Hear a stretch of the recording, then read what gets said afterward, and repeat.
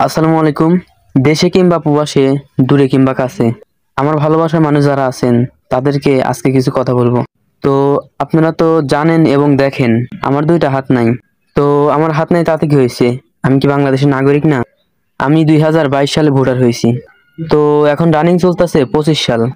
তো এ পর্যন্ত আমি ভোটার আইডি কার্ড পাই নাই। তো আমি কিসের জন্য ভোটার আইডি কার্ড পাই নাই? আমি তো ভোটার হয়েছি, আমার স্লিপ আছে, সবকিছু আছে। আমি এ পর্যন্ত ভোটার আইডি কার্ড তুলতে পারি নাই। তো আমাদের উল্লাপাড়া উপজেলাতে আসলে কারে বলে আজ না হয় কাল, কাল না হয় পরশু আসো। কেন? মানে এটা কেন? কিসের জন্য এটা? আর হ্যাঁ, আমার যেন কাজ কাম নাই। আমার সাথে একটা মানুষ আসলে তার তো কাজ কাম থাকে, যাওয়া আসা, মানে যাওয়া আসার ভাড়া আছে। এটা তো না, বোঝেন নাই?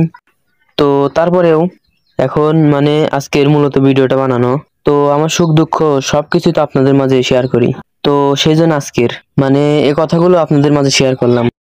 তো আপনাদের কাছে আমি অনুরোধ করতেছি, আমার এই ভিডিওটা আপনারা সবাই একটু বেশি বেশি করে শেয়ার করে দিয়ে সরকারি লোকদের দেখার সুযোগ করে দিবেন।